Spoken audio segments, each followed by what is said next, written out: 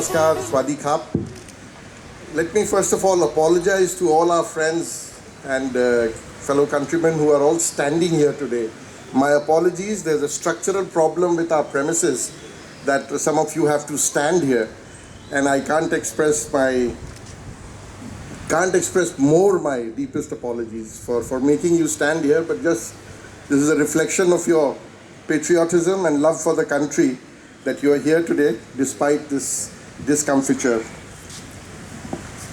As is customary, it's my privilege to read out to you the address to the nation which was delivered last evening by the Honorable President of India, Srimati Draupadi Murmu. Last night she delivered this address to the nation. My dear fellow citizens, Namaskar. I am happy to be addressing you on this historic occasion. On the eve of Republic Day, I offer you my heartiest congratulations. On January 26th, 75 years ago, our founding document, the Constitution of India, came into effect. The Constituent Assembly, after nearly 3 years of debates, adopted the Constitution on 26th of November in 1949. That day, 26th November, has been celebrated as Samvidhan Divas, that is Constitution Day, since 2015. Republic Day is indeed a matter of collective joy and pride for all citizens. 75 years, someone might say, is only the blink of an eye in the life of a nation. No, I will say, not these past 75 years. This has been the time when the long dormant soul of India has awakened again, taking strides to regain its rightful place in the Comity of Nations. Among the oldest civilizations, India was once known as a source of knowledge and wisdom. There, however, came a dark phase, and inhuman exploitation under colonial rule led to utter poverty. Today, we should first recall the brave souls who made great sacrifices to free the motherland from the shackles of foreign rule. Some were well known, while some remained little known till recently. We are celebrating this year the 150th birth anniversary of Bhagwan Birsa Munda, who stands as a representative of the freedom fighters whose role in the national history is now being recognized in true proportions. In the early decades of the 20th century, their struggles consolidated in an organized nationwide independence movement. It was the nation's good fortune to have the likes of Mahatma Gandhi, Rabindranath Tagore, and Baba Saheb Ambedkar, who helped it rediscover its democratic ethos. Justice, liberty, equality, and fraternity are not theoretical concepts that we came to learn in modern times. They have always been part of our civilizational heritage. It also explains why the critics, who were cynical about the future of the Constitution and the Republic when India had newly become independent, were proven so thoroughly wrong. The composition of our Constituent Assembly was also a testimony to our Republican values. It had representatives from all parts and all communities of the country. Most notably, it had 15 women among its members, including stalwarts like Sarojini Naidu, Rajkumari Amrit Kaur, Sucheta Kriplani, Hansa Ben Mehta, and Malti Chaudhary. When women's equality was only a distant ideal in many parts of the world, in India, women were actively contributing in shaping the destiny of the nation. The Constitution has become a living document because civic virtues have been part of our moral compass for millennia. The Constitution provides the ultimate foundation of our collective identity as Indians. It binds us together as a family. For 75 years now, it has guided the path of our progress. Today, let us humbly express our gratitude to Dr. Ambedkar, who chaired the drafting committee, other distinguished members of the Constituent Assembly, various officers associated with, and others who worked hard and bequeathed us this most wonderful document. Dear fellow citizens, The 75 years of the Constitution are marked by an all-round progress of a young republic. At the time of independence and even later, large parts of the country had faced extreme poverty and also hunger. But one thing we were not deprived of was our belief in ourselves. We set down to create the right conditions in which everyone would have the opportunity to flourish. Our farmers toiled hard and made our country self-sufficient in food production. Our laborers worked relentlessly to transform our infrastructure and manufacturing sector. Thanks to their sterling efforts, India's economy today influences the global economic trends. Today, India is taking leadership positions in international forums. This transformation would not have been possible without the blueprint laid down by the Constitution. In recent years, the economic growth has remained persistently high, creating job opportunities for our youth, putting money in the hands of farmers and laborers, and also lifting more people out of poverty. The bold and far-sighted economic reforms will sustain this trend in the years to come. Inclusion is the cornerstone of our growth saga, distributing the fruits of developments as widely as possible.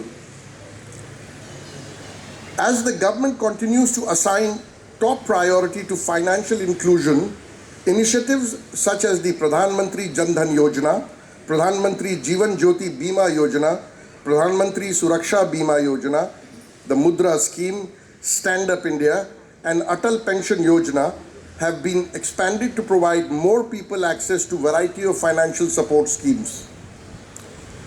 Equally importantly, the government has redefined the notion of welfare, making basic necessities such as housing and access to drinking water a matter of entitlement. Every effort is being made to extend a helping hand to the marginalized communities, particularly of the scheduled castes, scheduled tribes, and other backward classes. For example, there have been pre-matric and post-matric scholarships, national fellowships, overseas scholarships, hostels and coaching facilities for the youth from the SC communities. The Pradhan Mantri Anusuchit Jati Abhyuday Yojana is making progress in reducing poverty among the SC communities by adding employment and income generating opportunities. There have been dedicated schemes for aiming for the socio-economic development of the ST communities, including Dharti Aba Janjatiya Gram Utkarsh Abhiyan and Pradhan Mantri Janjati Adivasi Nyay Maha Abhiyan, also known as PM Janman. A development and welfare board has been constituted for the denotified, nomadic and semi-nomadic communities. Meanwhile, the focus on fiscal infrastructure development, including roads and railways, ports and logistics hubs, over the past decade has created a platform that will support growth for decades to come. The way the government has used technology in the field of finance has been exemplary. A variety of digital payment options as well as the system of direct benefit transfer have promoted inclusion, bringing a significant number of people within the formal system. It has also brought unprecedented transparency in the system. In the process, within a few years, we have created a robust digital public infrastructure that is amongst the best in the world. The banking system has been a healthy condition after a series of bold measures such as the Insolvency and Bankruptcy Code, effecting a substantial reduction in the non-performing assets of the scheduled commercial banks. Dear fellow citizens, we won freedom in 1947, but many relics of a colonial mindset persisted among us for long. Of late, we have been witnessing concerted efforts to change that mindset. Amongst the most noteworthy of such efforts was the decision to replace the Indian Penal Code, the Code of Criminal Procedure, and the Indian Evidence Act with the Bharatiya Nyay Sanhita, the Bharatiya Nagrik Suraksha Sanhita, and the Bharatiya Sakshya Adhiniyam. Based also on Indian traditions of jurisprudence, the new criminal laws place the delivery of justice instead of punishment at the center of the criminal justice system. Moreover, the new laws grant top priority to countering crimes against women and children. Excuse me. Reforms of such magnitude require an audacity of vision. Another measure that promises to redefine the terms of good governance is the bill introduced in Parliament to synchronize elections schedules in the country. The One Nation, One Election plan can promote consistency in governance, prevent policy paralysis, mitigate resource diversion, and reduce the financial burden apart from offering many other benefits. There has also been a fresh engagement with our civilizational heritage. The ongoing Mahakumbh can be seen as an expression of the richness of that heritage. An exciting array of initiatives is underway in the domain of culture to preserve and revitalize our traditions and customs. India is a hub of great linguistic diversity. In order to conserve as well as to celebrate this richness, the government has recognized Assamese, Bengali, Marathi, Pali and Prakrit as classical languages. This category already includes Tamil, Sanskrit, Telugu, Kannada, Malayalam and Odia. The government is proactively promoting research in these 11 classical languages now. I look forward to the completion of India's first archaeological experiential museum in Vadnagar of Gujarat, being developed next to an excavation site that shows evidence of human settlement from around 800 BCE. The museum will bring together in one place a wide range of arts, crafts, and cultural elements from different eras. Dear fellow citizens, it is, after all, our young generation that is going to shape the India of tomorrow. Education, in turn, shapes these young minds. Therefore, the government has increased its investment in education and made every effort to improve every parameter related to this sector. The results so far are more than encouraging. The last decade has transformed education in terms of quality of learning and physical infrastructure and digital inclusion. For the medium of instruction, the regional languages are promoted at more levels. It is not surprising that there has been a notable improvement in students' performance. I am glad to learn that women teachers have played a crucial role in this transformation, since more than 60% of those who became teachers in the last decade are women. The expansion and mainstreaming of vocational and skill education is a welcome development. This is also supplemented now by the scheme to provide our youth internship opportunities in the corporate sector. With a stronger foundation of the school level education, India has been scaling new heights in various branches of knowledge, particularly in science, along with technology. For example, India stands 6th in terms of intellectual property filings in the world. We have consistently improved our ranking in the Global Innovation Index, moving from 48th position in 2020 to 39th in 2024. With rising self-assurance, we are increasing our participation in cutting-edge research with a series of initiatives. The National Quantum Mission aims to create a vibrant and innovative ecosystem in this new frontier of technology. Another noteworthy beginning is with the National Mission on Interdisciplinary Cyber-Physical System, which plans to focus on several advanced technologies, including artificial intelligence, machine learning, robotics, and cyber security. These technologies were called futuristic till recently, but they are fast becoming part of our daily lives. The Genome India project has been not only an exciting venture in exploring nature, it is also a veritable defining moment in the history of science in India. Under its flagship program, the genome sequencing of 10,000 Indians have been made available for further research only this month. This path-breaking project will open new vistas in biotechnology research and also give fillip to the public healthcare system. The Indian Space Research Organization has been taking giant leaps in space in recent years. This month, the ISRO once again made the nation proud with its successful space docking experiment. India has now become the 4th country in the world to have this capability. Our increasing confidence levels as a nation are also reflected in the arena of sports and games, where our players have scripted thrilling success stories. Last year, our athletes made a mark in the Olympic Games. In the Paralympic Games, we sent our largest ever contingent, who came back with our best ever performance. Our chess champions impressed the world as our men and women won the gold at the FIDE Chess Olympiad.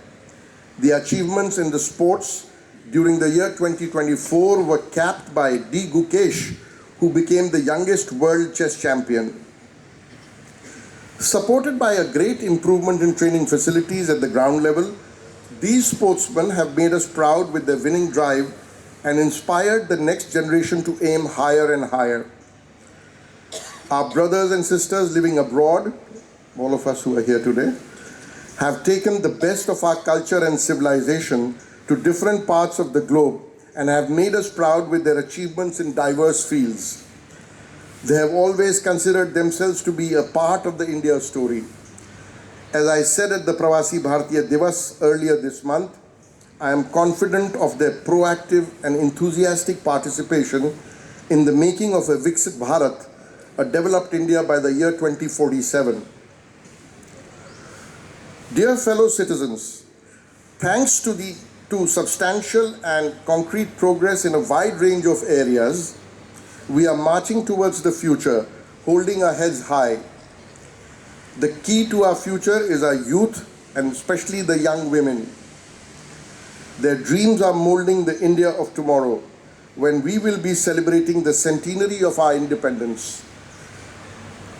And when today's children will salute the tricolor on 26th of January of 2050, they will tell their next generation that this great quest would not have been possible without our incomparable constitution guiding them along the way. Our future generations will also keep in mind the mission of independent India in the world. In the words of the father of the nation, Mahatma Gandhi, and I quote, "If Swaraj was not meant to civilize us and to purify and stabilize our civilization, it would be nothing worth. The very essence of our civilization is that we give a paramount place to morality in all our affairs, public or private," unquote. Today, let us reaffirm our commitment to strive to realize Gandhiji's dreams. His watchwords, truth and non-violence, will continue to remain relevant for the whole world. He also taught us that rights and duties are but the two sides of the coin. Indeed, the true source of rights is duty. Today we recall his lessons in compassion too. Compassion not only for our human neighbors, but also for our other neighbors, namely flora and fauna, rivers and mountains. Each of us must contribute to the efforts to counter global threat of climate change.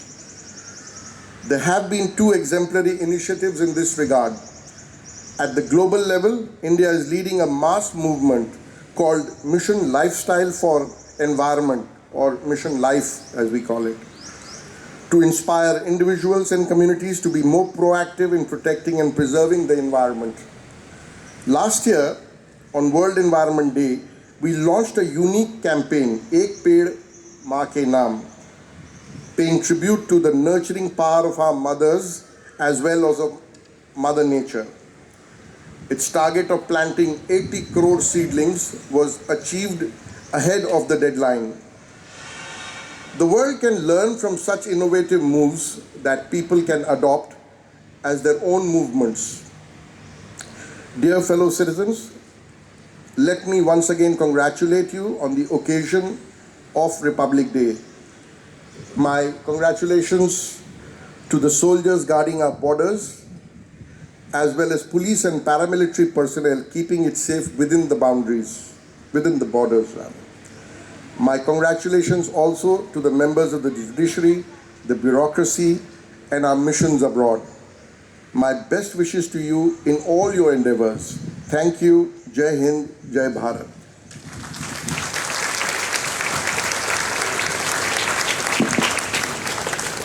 Thank you very much, and I'll be very brief because I have a lot of sympathy for people who are standing in this relatively warm morning. Just wanted to once again thank everyone who's present here for their support, their partnership in our collective endeavors to build a modern India, as the Honorable Rashtrapati Ji mentioned in her speech, but also in this beautiful country which we call home, that is Thailand. Your support has been invaluable, incomparable in helping us promote India-Thailand relations in the recent times. I have been here for almost more than 2 years now, and I have met a lot of people, Thais and foreign citizens who live here, my counterparts from the diplomatic corps. But the special position we as the Indian embassy here have is thanks to the Indian diaspora here. The kind of connect, the kind of linkages which the diaspora provides us with this country, it's incomparable. Perhaps one or two other countries might be having it. So I wanted to take this opportunity to thank everyone. If I start naming people, it'll be a long list. Thank everyone. I mean, I might be the ambassador by designation and my colleagues, diplomats by designation, but I think each one of you has been a true ambassador of India-Thailand relations. Briefly, I also want to tell you India-Thai relations are on a very high growth trajectory. Normally, I don't know how much Thai newspapers report about it or how much it comes. I mean, nothing much comes out in Bangkok Post. That's the only newspaper I can read. But the relationship is becoming very, very deep. In the region, in Southeast Asia or the larger Indo-Pacific region, our relationship, whether on the political side, on the defense and security side, on the economic and commercial side, on the people-to-people connect, culture, tourism, education, the linkages are growing like never before. And I think in the coming decade, you will see Thailand will become one of the pivots of India's Act East policy and our vision for the Indo-Pacific. I can tell you last few days, the Chief of the Defense Forces of the Royal Thai Armed Forces was in India. Our defense advisor was with him. They had a good trip. There have been regular interactions between our two governments, but more importantly, the people-to-people connect. Last year, more than 2 million Indians came here for tourism. And why I say it's important, not just because they come here for sightseeing or going to Phuket and Krabi, but when they come here, they learn about Thailand and they carry back, the positive messages of this country. And that contributes in building the other linkages I'm talking about, whether it's in economy and on the political side, etc. I know the Thai government cutting across party lines, cutting across institutions. When I say institutions, I mean whether it's the Thai Parliament, the Thai Armed Forces, the Royal Thai Government, the Palace. There is a deep determination to build a kind of a modern, multifaceted partnership with India, not just bilateral, but work together under the rubric of BIMSTEC, which is a regional organization, ASEAN, the Indo-Ocean Rim Association, the Mekong-Ganga Cooperation, format. There are many, many things are happening which don't, get reported. I can't go into it because it'll become a lecture of 2 hours, and I don't want to torture people by keeping them standing. But just wanted to reassure you that the trajectory of our bilateral relationship, which should have been much stronger, given Thailand is our maritime neighbor. It's just across the Bay of Bengal, compared to other countries in Southeast Asia.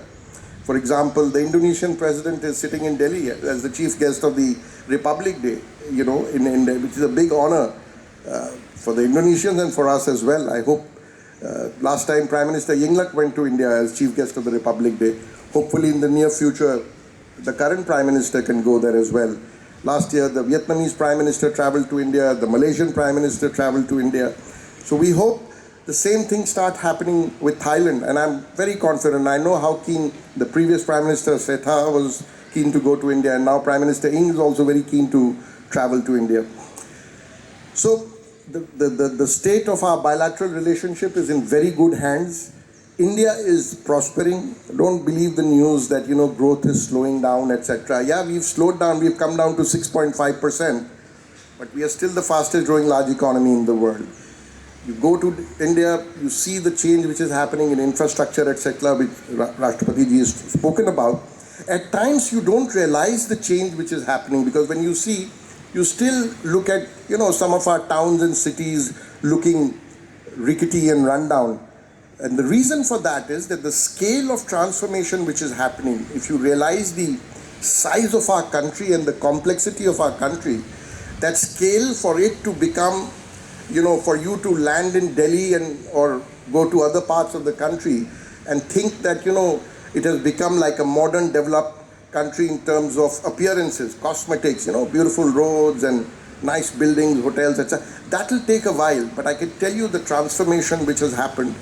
I come from Eastern UP, which, you know, in the 60s was described by Nobel laureate V.S. Naipaul as an area of darkness.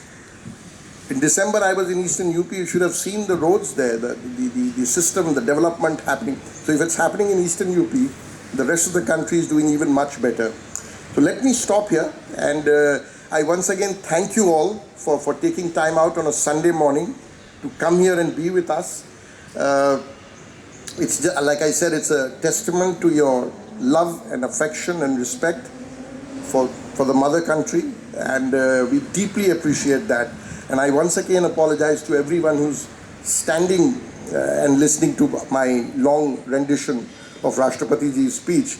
You know, we had this ambition of building a multi-purpose hall here where all of you are sitting. But, you know, in governments, any decision you take, it takes up many years to actualize that decision. So hopefully, even if I am gone, the new ambassador will ensure that we have a kind of a indoors public multi-purpose hall where people can come and sit, and the environment also will be controlled with air conditioning, etc. Hopefully it will happen sooner than later. So once again, thank you very much, and Khap Kun Khap.